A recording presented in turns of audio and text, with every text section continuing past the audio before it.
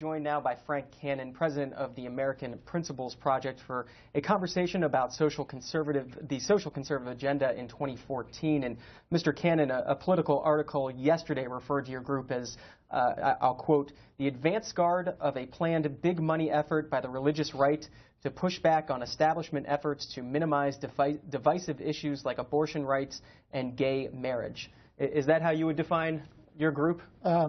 No, that wouldn't be my self-definition. There are two aspects to what we do. We certainly do defend the inclusion of social issues within politics. We think that it's both right for the country and a political winner. But we also handle economic issues. We try to push for an economics that is more centered on working families and working people rather than just on the business class and large corporations, Wall Street. And where does your group and social conservatives right now fit into the Republican Party? A different Politico article about your group noted that social conservatives have been largely relegated to the sidelines as the business wing of the GOP establishment wages a bitter and expensive struggle against the Tea Party for the soul of the Republican Party. Well, let's start with the idea that the Tea Party is not totally distinct from social conservatives. A large portion of the Tea Party, 70% or so, are what you would call fusionist conservatives. They're both economic conservatives and social conservatives.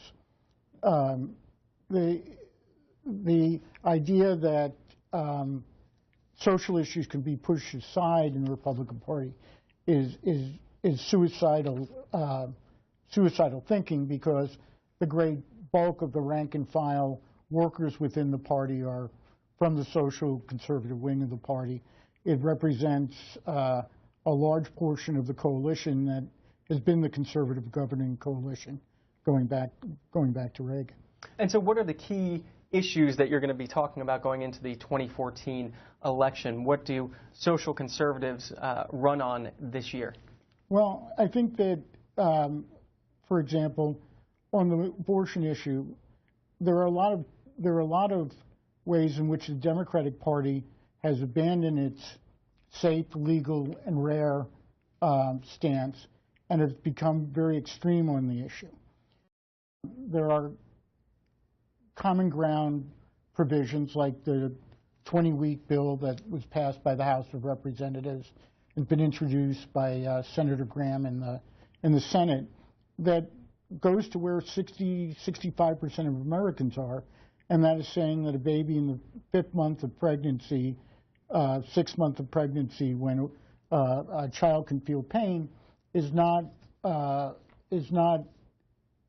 something that the bulk of Americans support. So legislatively, that's one area. Sex selection abortions, government funding of abortions, they're all areas in which a great majority of the American people believe that the social conservative position is the right position. Are you concerned about Republicans who say that some of these issues are too divisive to run on, that Republicans should stick more to fiscal issues rather than some of these social conservative issues? Well, it's an interesting question, because the idea that the Republicans win on the economic issues is something that has been belied by the data coming out of the elections. That is, the Republicans are losing on the economic issues. They're losing with the very groups that they feel a need to reach out to, with young people, with women, with Hispanics. That the bulk of the problem that they have is with the idea that the American public think that Republicans are out of step with the concerns of working people. And their greatest problem is in the economic area, not in the social issue area. In fact, the groups they want to reach out to tend to be more conservative on social issues than the American public as a whole. We're talking to Frank